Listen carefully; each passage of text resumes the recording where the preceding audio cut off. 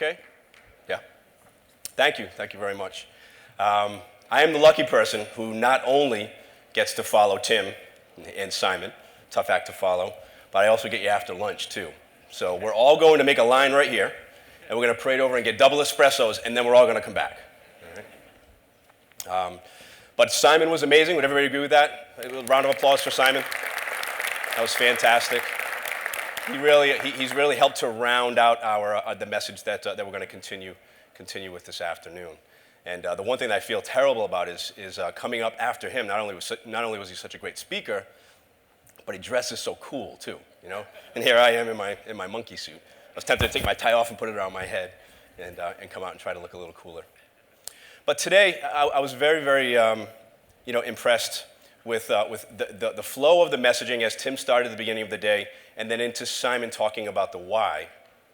And when I look at what we've done here today, and really what we've always done with our clients in our partner community, and certainly when we started this adventure last January 27th, 2010.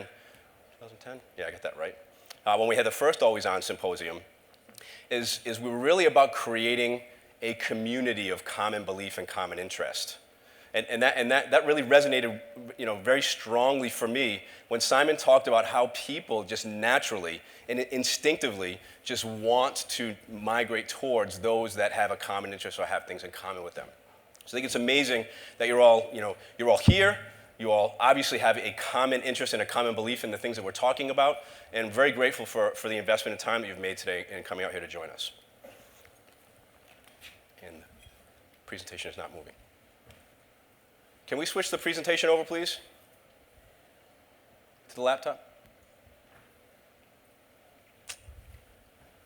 Wrong laptop, maybe? There we go. Thank you.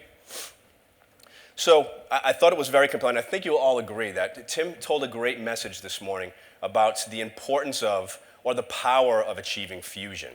And that balance of serviceability and strategy is a compelling thing for us all to really pursue. And we can see the value and the impact we can have on our organizations when we move more towards that fusion status. However, it really takes an intentional decision, a choice that we have to make this shift happen. This just doesn't happen overnight. For us as IT professionals, as the IT department, to have that common trust and belief and common ground with the business such that they will welcome us in. It's not for us to welcome them into IT. We want the business to welcome us in. We have to create that common ground. We have to make fusion happen. And this is a shift that has to be taken on intentionally by each and every one of us as individuals and as a profession and as IT departments. How many of you recognize that image? How many of you were alive when this happened? And how many of those remember where they were when that first step, one small step for man, one giant leap for mankind, occurred? Was that not one of the most important events in the history of mankind? Think about how significant that mission was, that event was, when we chose to go to the moon. Look at the unintentional benefits that actually happened as a result of it. The fact that you are all sitting here in these seats today in technology careers can be directly tied back to that. Look at the advancements that happened in technology as a result of mobilizing a nation to achieve such a significant goal. When was the last time we were on the moon? 1972. December 7th, 1972 is when Apollo 17 was launched. We haven't been back since. We are still feeling the effects of that today. GPSs. Simon mentioned GPSs in the Air Force. The fact, that we put satellites and we blanket our country in satellites, or our country, we blanket our globe in satellites, making it possible for us to have GPS capability, your XM satellite radio.